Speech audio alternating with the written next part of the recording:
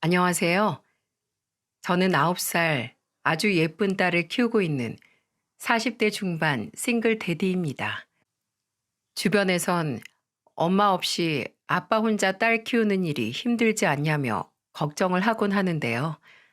글쎄요, 제 딸의 친모이자 제 전처는 제가 본 인간 군상 중 가장 최악의 유형인 인간이었거든요.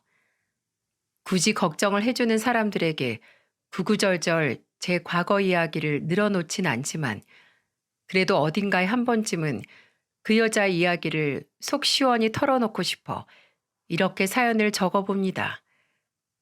저는 중견 기업의 임원까지 지낸 아버지 아래에서 아주 유복하게 자랐어요. 회사의 많은 것을 책임져야 할 위치까지 올라갔던 아버지께는 하나의 철학이 있었답니다. 도훈아, 사람은 항상 뭔가를 책임져야 한다. 그게 회사처럼 커다란 것일 수도 있지만 자식이 될 수도 있고 배우자가 될 수도 있지. 그리고 어떨 땐 자기 자신의 인생을 책임져야 하기도 한단다. 가령 자기 자신의 행복 같은 거 말이다. 그리고 지금의 내가 뭘 책임져야 하는지 정확하게 알고 있을 때 사람은 비로소 자신의 선택에 대한 신뢰가 생기는 거야. 솔직히 어린 마음엔 아버지의 말씀이 참 어려웠습니다. 하지만 뭐든 옳은 결정을 내리시는 아버지였으니 그저 맞는 말이겠거니 하고 제 머릿속에 새겨두기만 했죠. 그렇게 시간이 흘러 저는 서울의 좋은 학군에서 나름대로 열심히 공부하며 자란 덕에 좋은 대학을 나왔고 그 대학의 대학원까지 진학하게 되었습니다. 그리고 갖은 노력 끝에 30대 초중반에 이른 나이에 한 지방 대학의 조교수로 임용이 될 수 있었어요. 학생들을 가르치는 일은 제게 이전에 겪어본 바 없는 보람을 안겨주었어요. 제 한마디 한마디에 따라 인생의 방향을 정할 수도 있는 청춘들에게 가르칠 말을 매일같이 고르고 고르는 일은 아버지의 책임에 대한 말씀을 제가 어렴풋이 이해할 수 있게끔 만들었죠. 이후 저는 우연히 알게 된 한의사인 아내와 짧은 연애 후 제 나이 35, 아내 나이 34에 결혼을 했고 슬하에 눈에 넣어도 아프지 않을 딸 한 명까지 두게 되었습니다. 아내는 어릴 적 아버지를 일찍 여의어 장모가 아내와 처남을 홀로 어렵게 키웠다고 말했어요. 그래서 그런지 아내는 좀 자린고비 같은 느낌이 있었어요. 자신에겐 아끼지 않았지만 남에게 나가는 돈을 유독 아까워했죠. 그게 처가건 우리 딸한테건 말입니다. 나는 어릴 적부터 친구들한테 집에 돈이 없다는 이야기를 하기가 너무 싫었어. 자존심 상하잖아, 구질구질하고. 맨날 물려받은 교복에 낡은 가방에 그래서 미친 듯이 공부했어. 덕분에 지금은 한의사로 신분 상승해서 당신 같은 교수 남편도 만나고 떵떵대고 살잖아. 이게 인간 승리지 뭐야?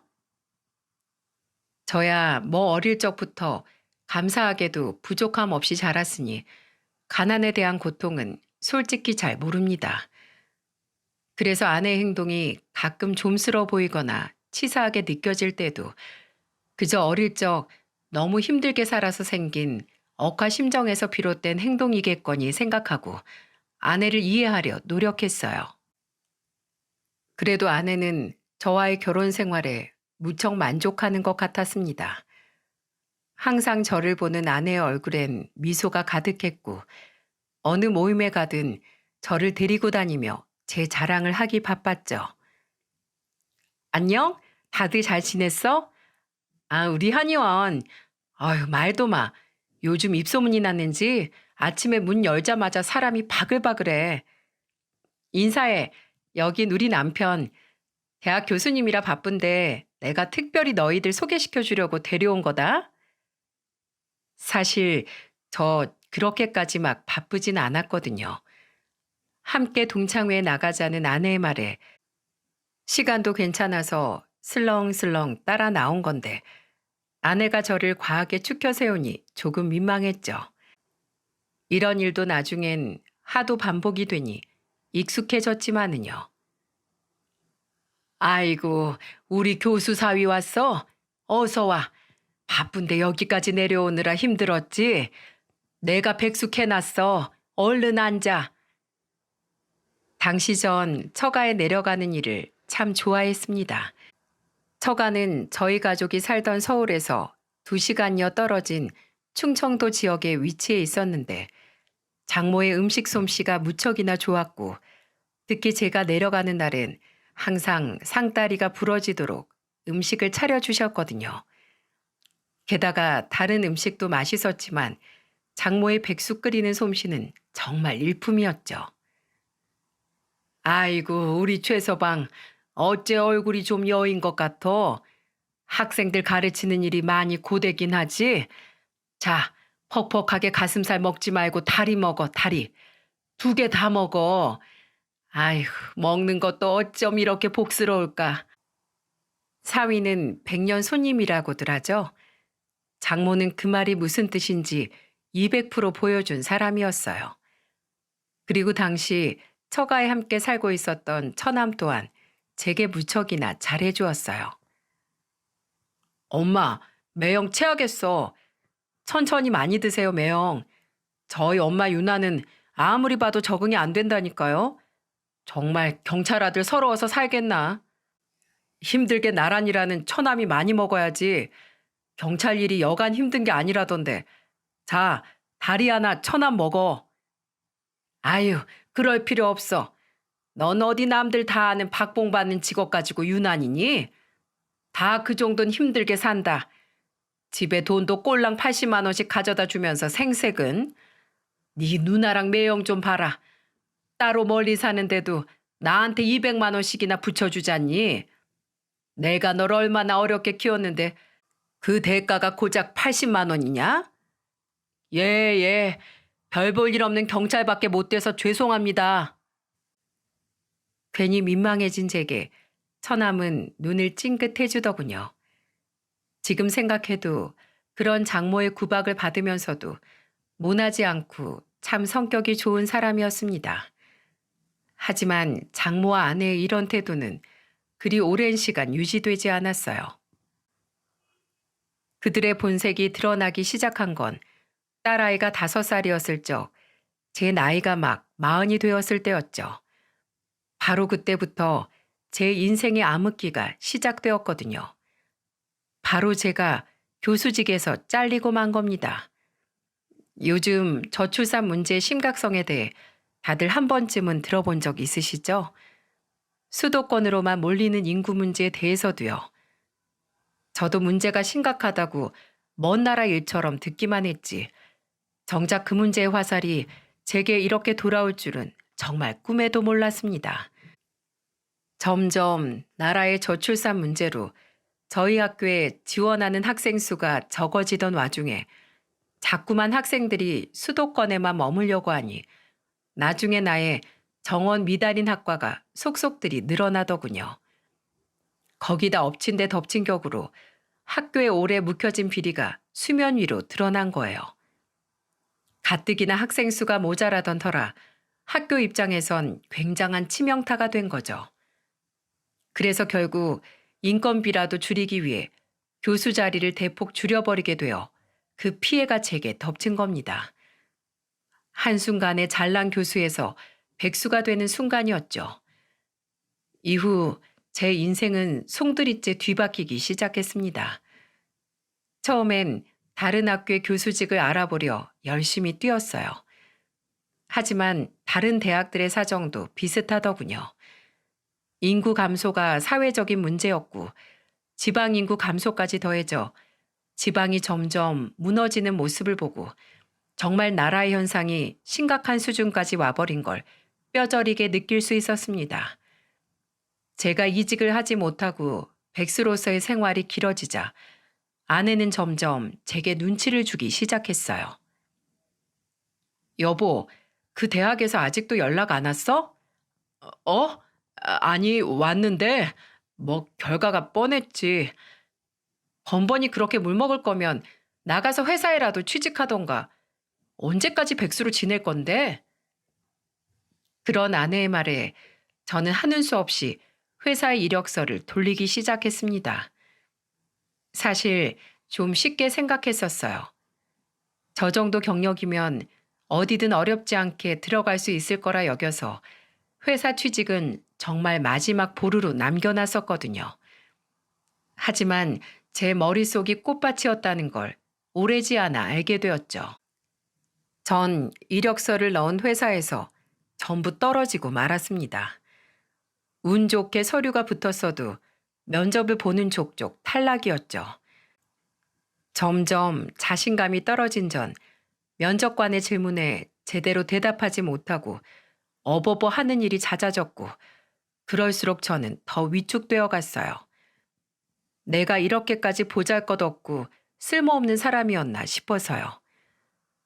결국 전 아내의 눈치가 보여 온갖 집안일과 딸아이의 육아를 도맡아 하기 시작했고 나머지 시간은 대리운전을 뛰거나 택배 상하차 일을 나갔습니다. 집에 있으면 등에 내리꽂히는 아내의 눈초리가 너무 따가웠거든요. 차라리 아내가 저를 그렇게 구박하지 않고 조금이나마 응원해 줬더라면 제가 그 정도로 위축되진 않았을 것 같은데 아내의 태도는 점점 신경질적으로 변해갔습니다. 오늘 대리 뛰고 얼마 받았어? 오늘 8만 원. 뭐? 8만 원? 진짜 한심하다 한심해. 월 800만 원씩 받던 사람이 하루에 8만 원? 아내는 경멸스럽게 저를 위아래로 훑어보곤 방으로 휙 들어가 버리더군요. 저를 무시하기 시작한 건 아내뿐만이 아니었습니다. 장모도 마찬가지였어요. 아니 장모는 오히려 아내보다 더 하더군요. 장모님, 저 왔어요.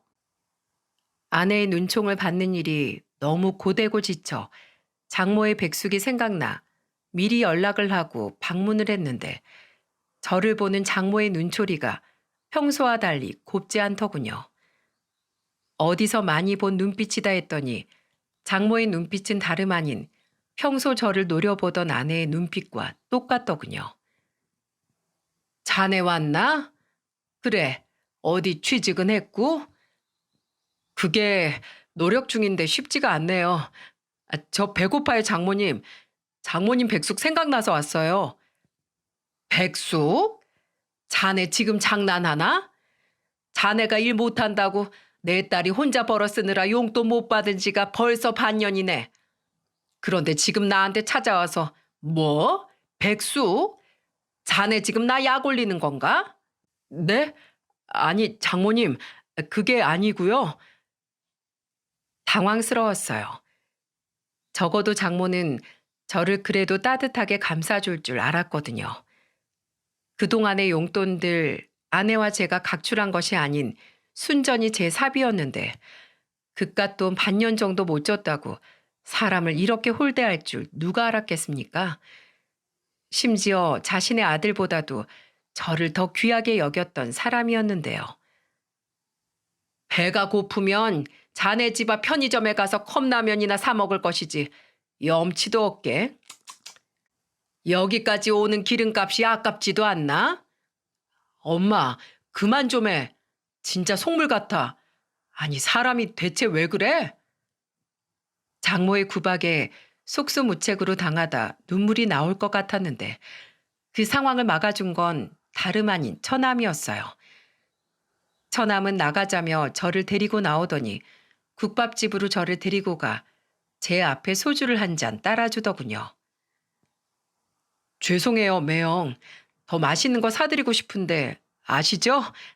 제 월급 박봉인 거. 하하. 박봉은 그렇게 생각한 적 없어. 고마워, 처남. 염치 없지만 잘 먹을게. 에이, 매형. 어깨 펴요. 사람이 어떻게 매번 잘 나가요. 이럴 때도 있는 거죠. 자요. 우리 오랜만에 건배해요. 처남은 여느 때와 다르지 않게 제게 싱긋 웃어 보이며 저와 잔을 맞부딪히더군요. 눈물이 날 것 같았습니다. 본가엔 부모님 걱정하실까봐 차마 찾아가 약한 모습을 보이기 힘들지, 아내는 매일같이 저를 못마땅하게 바라보지, 밥 한 끼 얻어먹으려고 찾아온 장모는 나를 버러지 취급을 하지. 정말 세상 어디 제게 따뜻한 말 한마디 건네줄 사람이 없던 것 같았거든요. 저 매영, 그리고 처남은 제게 뭔가 할 말이 있는 듯 입술을 달싹이더군요. 저는 그런 처남에게 무슨 일이냐는 표정을 지었죠. 저 사실 이번에 결혼해요. 뭐? 갑자기? 집사람은 아무 말 없던데? 그게 엄마랑 누나가 둘 다 결혼을 반대했거든요. 그리고 처남 입에서 나온 말은 제게 적잖은 충격을 안겨주었어요. 항상 웃고 있어 마냥 다 괜찮을 줄로만 알았던 처남의 속은 사실 너무 문드러지다 못해 새까맣게 변해 있었더라고요. 매형이 집에 돈도 못 가져다 주는 마당에 저까지 출타하면 코딱지만한 돈이 남아 집에 돈은 누가 가져다 주냐면서요. 저랑 결혼할 사람도 직업이나 형편이 저랑 비슷해서 당장 빚부터 지고 시작해야 하거든요. 엄마가 길길이 날뛰니까 누나도 저한테 결혼하지 말라고 하고요. 엄마한테 자기 돈 주긴 싫다고요. 정말이야? 정말 장모님하고 아내가 그렇게 말했다고? 아내와 장모의 돈 욕심에 대해 알고 있긴 했지만 그래도 어떻게 자신들의 욕심 때문에 가족의 혼사기를 막는다 말입니까? 처남은 쓰게 웃으며 소주를 한 잔 더 들이키더군요. 솔직히 그동안은 집에서 푸대접 받아도 좋은 게 좋은 거라고. 그래도 엄마가 이만큼 나를 키워줬으니까 그것만으로도 감사한 일이라고 여겼는데 엄마는 저를 푼돈 나오는 자판기로밖에 생각하고 있지 않았더라고요. 그마저도 적은 돈이라고 괄시하면서 말이죠. 매영, 사실 저 중학교 다닐 때부터 온갖 알바 다 하면서 집에 돈 갖다 줬어요. 그래서 공부할 시간도 없었고 당연히 대학도 못 갔고요.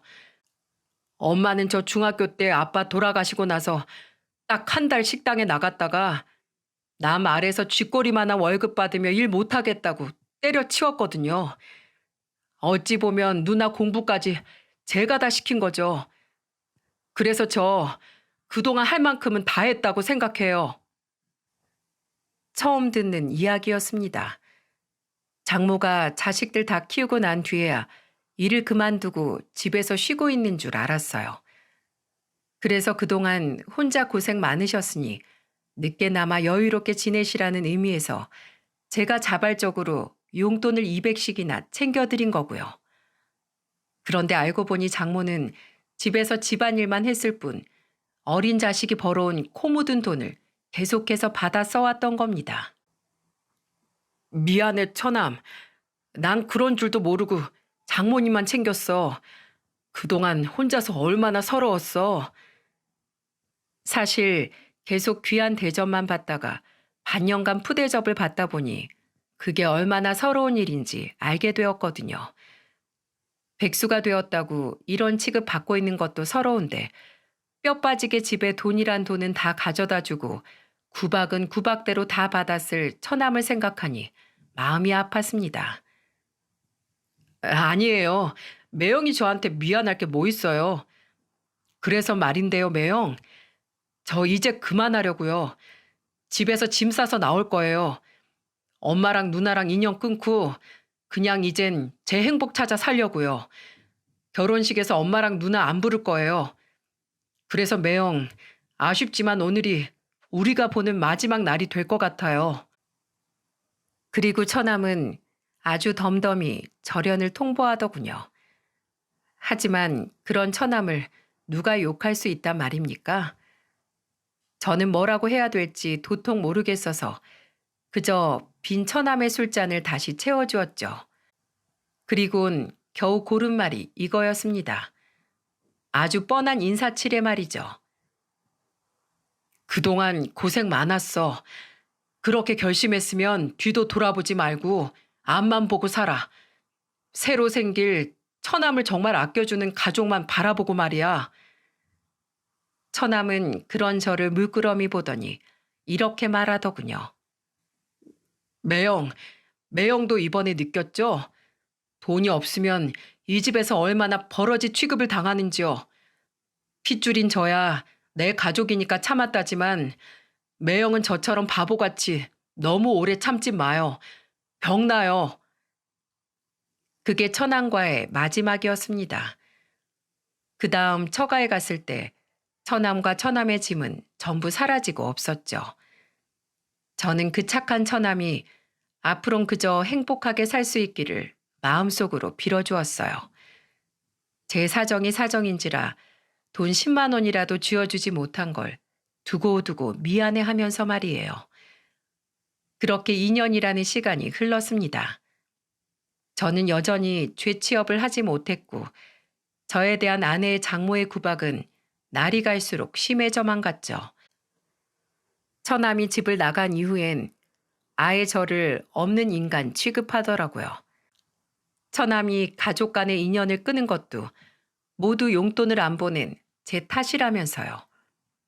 정작 아내는 장모에게 외벌이라 빠듯하다는 핑계를 대며 돈 한 푼 보내지 않았던 것 같지만은요. 그리고 아내는 언제부턴가 퇴근이 늦어지기 시작했습니다.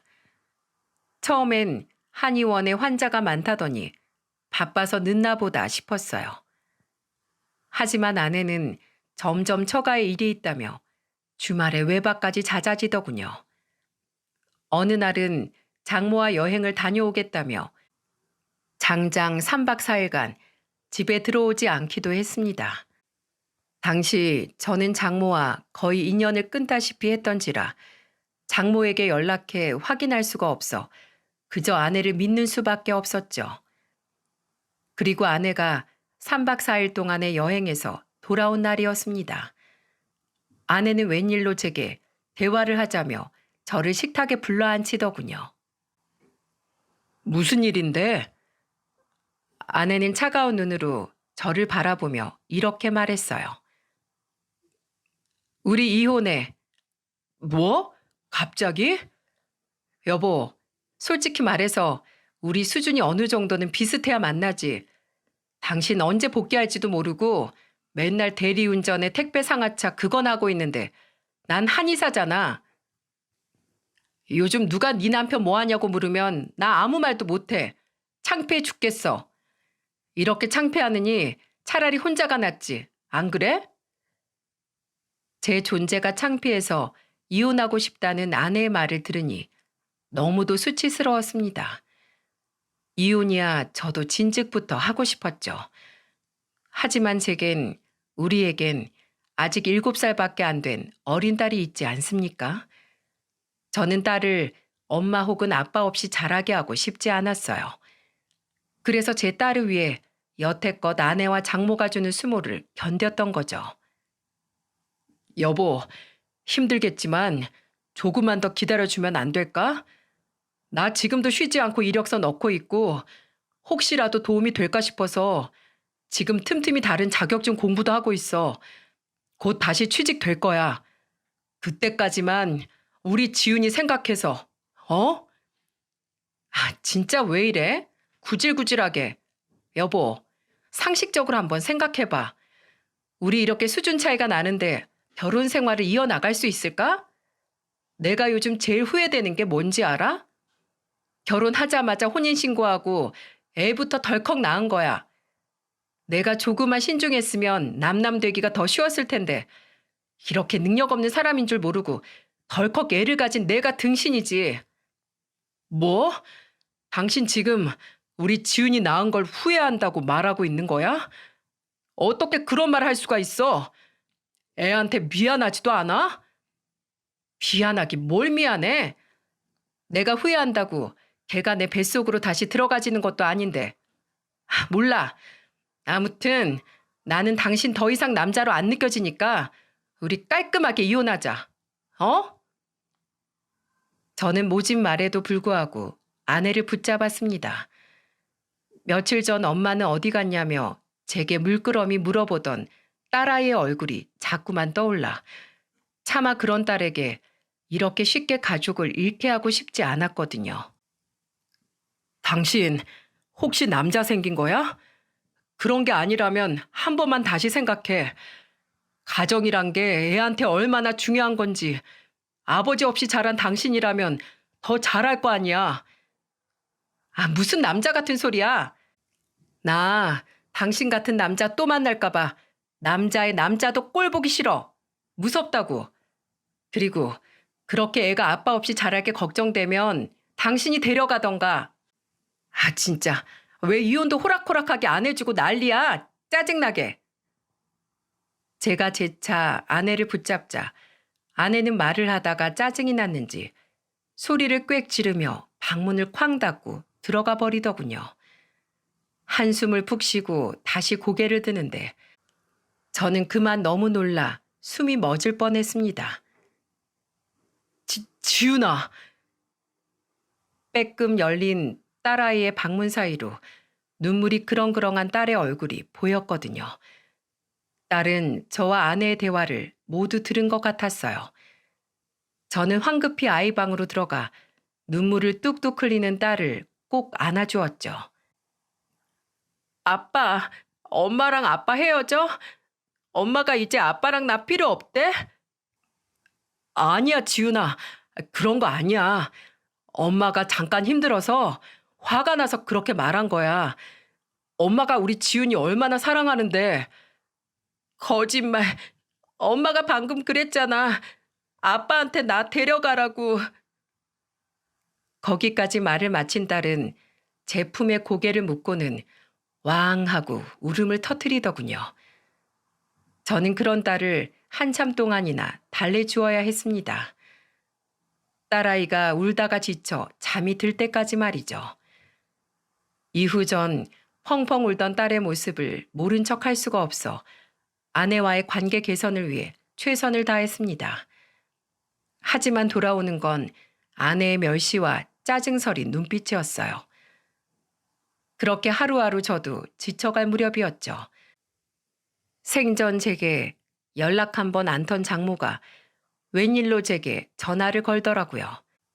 솔직히 무슨 좋은 말을 듣겠나 싶어 받고 싶지 않았는데 그래도 아내와의 관계 개선을 원한다면 장모와 연을 끊을 순 없지 않겠나 싶어 저는 하는 수 없이 전화를 받았죠. 예, 장모님. 왜 이렇게 전화를 빨리 안 받아? 하여튼지 굼떠가지고 원. 마음에 드는 구석이 하나도 없어. 자네, 내 집에 좀 내려오게. 어차피 지훈이도 며칠간 자네 본가에 내려갔다며. 백수라 할 일도 없을 테니 당장 좀 내려와. 지금이요? 갑자기 무슨 일이신데요? 아, 자네, 내 백숙 좋아하잖아. 오랜만에 밥이나 해먹이려고 하니까 잔말 말고 내려와. 내 딸도 불렀으니까. 아내도 부르셨다고요? 그래, 오면 보여줄 좋은 구경거리도 있으니까 빨리 와. 그럼 내 그렇게 알고 끊겠네. 자기 할 말을 모두 마친 장모는 제멋대로 전화를 끊어버리더군요. 솔직히 가기 싫었어요. 하지만 아내까지 불렀다고 하니 뭔가 중요한 말이 있긴 있나 싶어 저는 한숨을 쉬곤 처가로 내려갔죠. 그리고 처가에 도착해 현관에 들어서는데 뭔가 밖에서부터 화기애애한 웃음소리가 끊이지 않고 들리는 겁니다. 처음엔 처남이 돌아온 건가 싶었어요. 그렇지 않고서야 처가에서 남자 목소리가 들릴 일이 없으니까요. 그렇게 의아하게 거실에 발을 디딘 전 들어가자마자 너무 큰 충격을 받고 말았습니다. 자네 왔나? 여기 인사하게. 그곳엔 한박 웃음을 짓고 있는 장모와 아내 옆에 꼭 붙어 앉아 백숙의 닭다리를 뜯고 있는 웬 남자 한 명이 앉아 있었어요. 아내는 그 남자를 다정하게 바라보며 남자의 머리를 쓰다듬고 있었죠. 이 사람 누굽니까? 누구길래 내 아내 옆에 꼭 붙어 있냐고요? 그리고 장모는 전혀 예상치도 못한 폭탄 발언을 내뱉었죠. 저는 어이가 없어서 입을 떡 벌리고 말았습니다. 그 말에 받은 충격에서 쉽게 빠져나오지 못했거든요. 아, 자네 진짜 눈치 없나? 누구긴 누구야? 우리 딸 새 남편 될 사람이지. 인사하라니까. 우리 새 사위일세. 나 이번에 사위 교체 좀 하려고. 뭐가 어쩌고 저쩌요? 그 남자의 정체는 바로 아내의 상간남이었어요. 그놈은 뭐가 그렇게 웃긴지 저를 보며 실실 쪼개고 있더군요. 순간 분노가 치밀었습니다. 그 자리에 앉아있는 연놈들을 장모고 뭐고 다 패버리고 싶을 정도로요. 지금 저 쪽주려고 2시간이 넘는 거리를 운전해서 오게 한 겁니까? 정말 해도 해도 너무하네요. 어쩜 사람들 인성이 이렇게 쓰레기일 수가 있어요. 그래도 우리가 한때는 가족 아니었습니까? 제가 돈 좀 없어졌기로써니 사람을 불러다 이런 취급을 해요? 아, 거참 더럽게 땡땡대네. 아저씨, 능력 없으면 그냥 이혼해. 뭐 이렇게 구구절절 지저분하게 끌고 있어? 같은 남자로서 정말 창피하네. 상간남은 실실 쪼개며 저를 언제 봤다고 반말을 찍찍 짓거렸습니다. 제가 무슨 죽을 죄를 졌다고 여기까지 불려와서 생판 처음 보는 놈에게 저런 소리나 듣고 있어야 하는 건지 정말 이유를 모르겠더군요. 분통이 터져 버릴 것 같았어요. 저는 저 실실 쪼개는 놈의 얼굴을 한 대 갈겨버리고 싶었습니다. 그래서 그 놈에게 성큼성큼 다가갔어요. 아, 진짜 그만 좀 해, 여보. 그런데 그놈 앞을 글쎄 다른 사람도 아닌 제 아내가 막아서는 게 아니겠어요? 아내는 저를 무슨 벌레 보듯 쳐다보며 이렇게 말하더군요. 여보, 내가 이 정도 했으면 이제 이혼해줘도 되지 않아? 당신이 하도 이혼 안 해주고 뻗대니까 우리가 이렇게까지 한 거잖아. 내 나이 이제 고작 41야. 나도 내 인생 살아야지.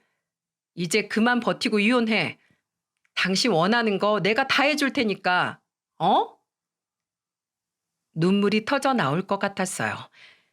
이 버러지들과 그 자리에서 대치하고 서 있는 제 자신이 너무 초라하고 처량하게 느껴져 견딜 수가 없었죠. 저는 제 눈을 비집고 나오려는 눈물을 애써 참으며 그것들에게 한 글자 한 글자 꾹꾹 눌러 경고를 날렸습니다. 야, 이 쓰레기들아. 내가 오늘 일은 죽어도 잊지 않을 거야. 오늘 일 내가 꼭 100배로 갚아줄게. 각오해. 그리고 장모님, 아니 아줌마, 나이 먹고 그렇게 살고 싶어요? 아들한테 버림받고도 그렇게 정신을 못 차리나? 내가 장담하는데 당신 그렇게 살면 평생 누구한테도 대접 못 받아. 당신 딸? 전현이 당신 인생 챙길 것 같아? 이런 인성 쓰레기는 당신 죽어도 눈 하나 깜짝 안 할 거라고. 두고 봐요. 내가 평생 저주할 거니까. 알았어요? 그렇게 악에 바친 말을 모조리 쏟아낸 저는 눈물을 뚝뚝 흘리며 그 집을 빠져나왔어요. 몸을 그들에게서 돌리고서야 눈물이 쏟아진 게 얼마나 다행이었는지요. 제가 우는 모습을 그 연놈들에겐 절대 보여주고 싶지 않았거든요. 집으로 운전해 돌아오는 내내 내 자신이 너무 한심하게 느껴져 몇 번이나 주먹을 불끈 쥐었는지 모릅니다. 내가 저딴 쓰레기 같은 여자랑 어떻게든 잘 살아보겠다고 아둥바둥 발버둥을 쳤다는 사실이 끔찍하고 후회스러웠어요. 그리고 그들을 절대 가만두지 않으리라 다짐 또 다짐을 했죠. 제가 집에 들어온 지 얼마 되지 않아 아내 또한 집으로 돌아왔습니다. 아내는 아주 뻔뻔한 표정으로 제게 말하더군요. 여보, 우리 이제 진짜 이혼해. 나 죽이고 싶지? 때리고 싶으면 때려. 난 얼마든지 맞아줄게. 그렇게 해서 당신 이혼만 해준다면 10대고 20대고 난 맞아준다고. 다시 화가 스멀스멀 치밀어 올랐지만 저는 이번엔 정신을 똑바로 차렸습니다. 제가 저 여자를 때려서 남는 게 뭐가 있겠습니까? 받아야 할 위자료만 줄어들 뿐이겠죠.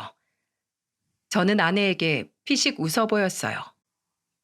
너 같은 쓰레기 때렸다가 내 손 오염되면 어떡해? 냄새나게. 너처럼 금수만도 못한 여자한테 돈 내고 치료받는 환자들이 불쌍하다. 너, 나 백수라고 무시했지? 나도 너 곧 백수로 만들어줄게. 뭐? 우리 한의원 와서 피켓이라도 들고 시위라도 하려고? 왜? 내가 못할까 봐? 아내는 진짜 질린다는 표정을 지으며 한숨을 쉬더군요. 그리곤 제게 이런 제안을 하는 겁니다. 여보, 유치하게 굴지 말고 내 조건이나 들어봐. 내가 줄 수 있는 최대한을 당신한테 줄 테니까. 첫째, 지훈이 양육권. 두 번째, 우리 공동명의인 이 아파트 당신 명의로 돌려줄게. 지금 시세 찾아보니까 이 집 7억 정도 하더라. 그리고 마지막 세 번째, 아파트 당신 주고 따로 위자료 1억 또 챙겨줄게. 이게 내가 당신한테 해줄 수 있는 최대한이야. 이 정도면 지훈이 충분히 키울 수 있잖아? 안 그래? 게다가 당신 본가 잘 살잖아. 이 정도면 됐지. 뭐가 더 필요해? 아내의 말을 들어보니 저는 굉장히 궁금해졌습니다. 자기 수중에 들어온 돈은 제 엄마한테라도 내놓고 싶어 하지 않는 욕심 많은 여자가 저만한 손해를 보면서까지 저와 이혼하고 만나려는 남자가 도대체 누군지 말이죠. 근데 나 정말 궁금해서 그러는데 대체 그 남자 뭐 하는 사람이야? 딱 봐도 하는 짓이 양아치던데. 양아치? 이야, 망하는 사람들은 이래서 망하는구나. 이렇게 사람 보는 눈이 없어서야 원. 내가 뭐하러 아파트에 돈까지 얹어주면서 당신이랑 이혼하려고 하겠어? 내가 손해볼 사람이야? 대가리에 총 맞았게? 그 사람 아버지 강남에 20층짜리 건물 가지고 있는 부자야. 겨우 퇴직하고 연금 받고 있는 당신 아버지랑 차원이 다르다고. 그 사람은 거기서 건물 관리하고 있고 그 사람 타고 다니는 차가 얼마짜린지 알아? 무려 3억이 넘어, 3억이. 그럼 그렇지. 역시 돈 때문이었구나. 어쩜 사람이 이렇게 한결같냐? 실소가 나오더군요. 아내에게 미련을 버리니 놀랍게도 아내의 모든 행동들이 다 한심하고 가짱게 느껴지기 시작했거든요. 저런 여자랑 제가 아이까지 낳고 살았다는 사실이 창피할 정도로요. 아내는 어깨를 으쓱하며 제게 말하더군요. 아무튼 내 제안 잘 생각해봐. 이번 주까지 기다릴 테니까. 아내의 제안을 들은 이후 저는 고민에 빠졌습니다. 어떻게든 그 연놈들을 물먹일 방법을 찾아 소송을 걸어 개싸움을 할까 싶으면서도 한편으론 딸이 받을 상처가 마음에 걸려 그냥 아내가 제시한 조건들을 받아들이는 걸로 만족하고 여기서 멈출까 싶기도 했죠.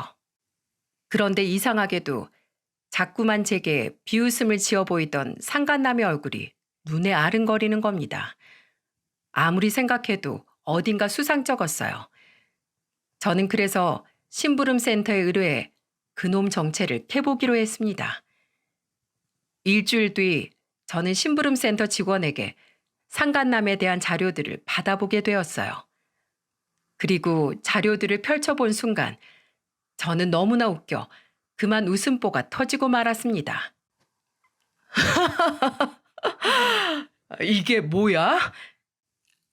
상간남은 강남 20층짜리 건물주의 아들도 건물 관리인도 아니었습니다. 부자는 더더욱 아니었고요. 전부 다 거짓말이었던 겁니다. 그놈 정체는 바로 보험회사 영업사원이었습니다. 이거 순 사기꾼 아냐? 자료에는 그놈이 타고 다녔다는 외제차의 리스 내역과 그놈이 사는 원룸 정보, 그놈이 원룸에 들어가는 사진과 그놈이 다니는 보험회사의 사원증 사진 등 그놈이 사기꾼이라는 증거가 무궁무진하게 들어있었어요. 그리고 그놈은 아내와 재혼할 생각도 전혀 없어 보였고요. 그저 리스한 외제차를 타고 돈 많은 여자들을 꼬셔내 돈도 뜯고 보험도 팔아먹고 다니던 양아치였는데 그런 줄도 모르고 아내는 그 사기꾼에게 홀딱 빠져 허무맹랑한 꿈을 꿨던 겁니다. 저는 집에 돌아오자마자 곧장 아내에게 가서 통보했어요. 나가. 갑자기 뭘 나가? 합의 이혼하자고. 당신 원하는 대로. 정말? 갑자기 왜 저런데? 갑자기는 뭔 갑자기야? 너랑 더 이상 같은 공간에 한시도 더 있고 싶지 않아서 그러지. 그러니까 당장 나가. 아내는 좋아서 해벌쭉 하다가 황당한 표정으로 제게 물었습니다. 갑자기 나가라고 하면 내가 어디로 가? 집 구할 시간은 줘야 할 거 아니야. 호텔로 가든가 당신 엄마 집에 가든가 알아서 하고 당장 안 나가면 나 마음 바꿔서 이혼 안 해준다. 나중에 이사한 집 주소 보내주면 거기로 짐 보내줄 테니까 지금 당장 나가라고. 참. 나중에 말 바꾸기 없기다. 어? 아내는 제가 언제 또 마음을 바꿀지 몰라 불안했던지 서둘러 캐리어에 당장 필요한 짐을 간단히 싸서 호로록 집을 나가버리더군요. 참 마지막까지 한심한 모습이었죠. 이후 한동안 아내는 그 남자 호텔 생활을 한 것 같더군요. 그리고 아내는 임시로 머물 오피스텔을 구해 제게 주소를 보냈습니다. 저는 그 길로 바로 아내의 짐을 몽땅 다 보내버렸죠. 2번 다시 이 집에 발들일 생각도 하지 못하게요. 아이가 있어서 그런지 아내와의 이혼은 생각보다 시일이 걸렸습니다. 완전한 남남이 되기까지 무려 3개월이라는 시간이 필요했어요. 그동안 저는 상간남의 정체를 당장에 폭로하고 싶은 걸 애써 참느라 입이 근질거려 아주 혼이 났습니다. 혹여 아내가 완전한 이혼 전에 이 사실을 알게 되면 원활한 이혼에 잡음이 생길까 봐서요. 그 여자가 주기로 했던 재산들은 전부 받아내야 했으니까 말이죠. 그리고 대망의 이혼 확정이 된 그날, 저는 재판장 앞에서 아내에게 상간남에 대한 자료들을 내밀었습니다. 이게 뭔데? 직접 당신 눈으로 확인해봐. 당신이 죽고 못 사는 그 남자 정체야. 아내의 반응을 상상하자 실실 웃음이 새어나오더군요. 아니나 다를까 아내의 얼굴은 점점 사색이 되기 시작했습니다. 이게 뭐야? 여보, 이거 진짜야? 어? 진짜 장난치지 마. 나 그놈 지인 부탁이라고 보험도 몇 개나 들고 돈도 벌써 4천만 원이나 빌려줬단 말이야. 그것도 거기 자료 있어. 아마 그놈 그 지인이라는 사람한테 수수료 두둑하게 챙겼을걸? 그리고 돈은 아마 못 돌려받을 거야. 사기꾼이 사기친 거 걸리면 죄송하게 됐습니다 하고 돌려주겠냐? 아니 그 여잔 보고도 믿지 못하겠는지 제가 건네준 자료들을 보고 또 보고 눈을 비비고 또다시 확인하더군요. 그리고 이내 제게 큰 소리로 징징거리기 시작했습니다. 왜 여태 말 안 해준 건데? 당신 때문에 내 인생 다 망쳤어. 어떡할 거야? 책임지라고. 내가 왜? 그리고 너도 너 바람 피우는 거 나한테 안 알려주고 그 집으로 불렀잖아. 나도 너 엿대보라고 그런 거야. 너 지금 이렇게 추락하는 걸 보려고. 속이 다 시원하다. 묵은 채증이 다 내려가네. 유후. 어디 한번 그 사기꾼 놈이랑 잘 살아봐라. 아마 고생 꽤나 할 거다. 물론 그것도 그 놈이 너랑 살아줄 때 얘기겠지만. 짜증나. 그 여자는 바닥에 주저앉아 엉엉 울며 떼를 쓰기 시작했어요. 하지만 어쩌겠어요. 이미 저는 받을 거 다 받았고 이혼도 깔끔하게 끝냈는걸요. 저는 그런 아내에게 마지막 일침을 날려주었어요. 너, 내가 맘 같아선 맘카페에 올리든 뭐라든 네 한의원까지 아주 망하게 해버리고 싶었는데 우리 지훈이 때문에 산 줄 알아. 왜냐고? 너 나한테 매달 양육비 100만 원씩 줘야 되잖아. 너 능력 좋으니까 밀리지 말고 꼭 줘라. 알겠지? 그래서 네 한의원 살려놓은 거니까 정신 똑바로 차리고. 아차차, 이 말 깜빡할 뻔했네. 너 나한테 또 여보 당신이라고 불렀단 봐. 소름 끼쳐가지고 진짜. 그땐 한의원이고 뭐고 다 날려버릴 줄 알아. 제발 우리 딸한테 부끄럽게 살지 좀 말고. 어? 그럼 나 간다. 저는 유유히 손을 흔들며 그 여자에게 뒷모습을 보였습니다. 아, 정말 통쾌했어요. 2년간 받은 수모를 톡톡히 갚아준 것 같아 아주 기분이 짜릿했죠. 그 여자는 정확히 상간남에게 4,300만 원을 포함해 갖가지 보험 등 전부를 뜯겼더군요. 그냥 아주 호구가 따로 없었더라고요. 게다가 집과 위자료까지 제게 전부 줘버렸으니 빈털터리가 되었겠죠. 아, 그리고 저는 그 상간남에게도 따로 위자료 청구 소송을 걸었고 소송에서 이겨 2천만 원을 받았습니다. 그 돈을 받은 날 그놈은 제게 문자 한 통을 보냈더군요. 재수없어. 그 문자마저 얼마나 웃기던지요. 그냥 딱 그 정도 수준의 인간이었던 거겠죠. 그리고 얼마 후 전 장모와 아내가 집에 찾아와 제게 무릎을 꿇고 싹싹 빌지 뭡니까? 최서방, 우리가 정말 잘못했네. 어떻게 이 집 팔아서 그 돈 절반이라도, 아니 위자료 1억이라도 돌려주면 안 되겠나? 여보, 내가 잘못했어. 내가 잠깐 뭐에 홀려서 정신이 나갔었나 봐. 나 한 번만 용서해 주라. 어? 우리 딸 지윤이한테 엄마 필요하잖아. 어?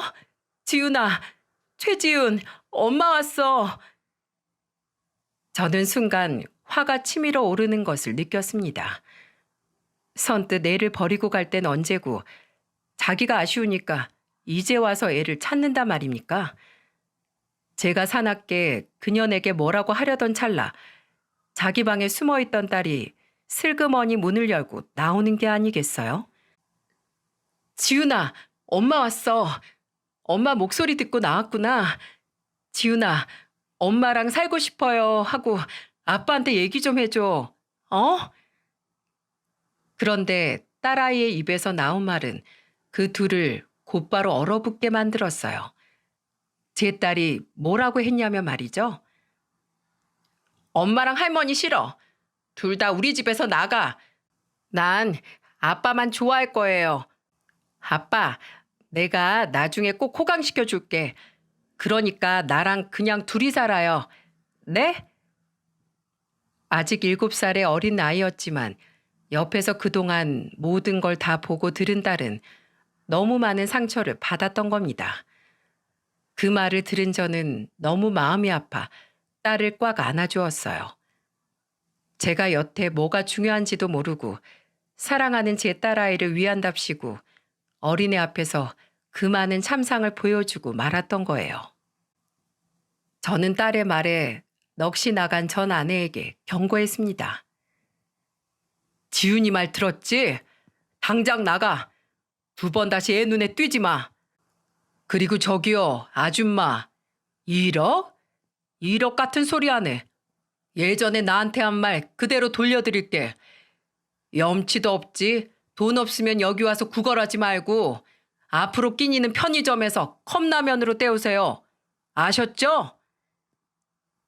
저는 그 길로 그 2년을 집 밖으로 내쫓아 버렸어요. 그리고 얼마 뒤 저는 더 이상 그 2 여자가 못 찾아오게끔 아예 집을 팔고 다른 곳으로 이사를 해버렸답니다.